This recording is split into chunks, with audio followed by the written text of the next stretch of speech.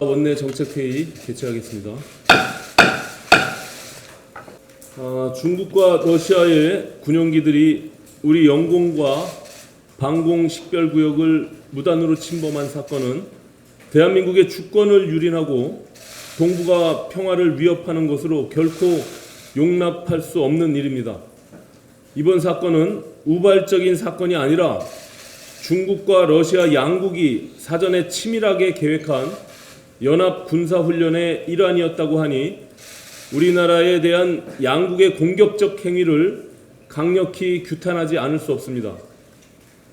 더욱더 용서하기 힘든 일은 러시아가 사과를 해오기는커녕 대한민국 공군이 공중 난동을 벌였다는 적반하장의 태도를 보인 것입니다.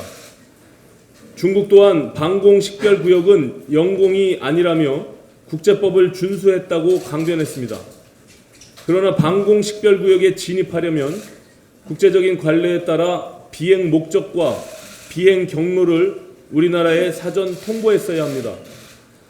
중국과 러시아가 연합 군사훈련의 일환으로 이번 사건을 벌였다고 밝힌 이상 이것은 단순히 사과를 받는다고 해서 끝날 문제가 아닙니다. 앞으로도 얼마든지 우리 동해상에서 같은 사건이 계속해서 벌어질 수 있기 때문입니다. 국민의 생명과 직결된 국가 안보는 남의 눈치를 볼 필요가 없이 일단 지키고 봐야 합니다. 정부는 한미연합 대응 체계를 강화하고 군사적 대응 능력을 높이는 데 우선 주력해야 할 것입니다. 아울러 우리 동해상 상공이 주변 강대국들 간 격전의 화약고가 되지 않도록 중국과 러시아를 상대로 한 외교적 우호관계 확대에도 심혈을 기울여야 할 것입니다.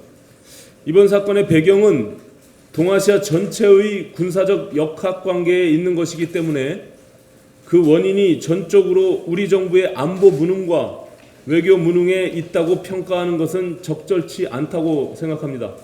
그러나 문재인 정부의 어리숙하고 위태로운 외교 안보 정책이 국민을 불안하게 해온 것 또한 부인할 수 없는 사실입니다. 이번 사건과 관련해서 청와대는 러시아 정부의 공식 입장이 나오기도 전에 주한 러시아 대사관 무관 한 사람의 말만 듣고 러시아가 유감의 뜻을 밝혔으며 이번 사건은 기기 오작동에 따른 것으로 침범 의도는 없었다고 한다는 사실과 다른 브리핑으로 혼선을 빚었습니다. 청와대의 이런 아마추어적인 행태가 정부의 안보 능력을 의심하게 만들고 국민의 안보 불안을 증폭시키는 원인이 되는 것입니다.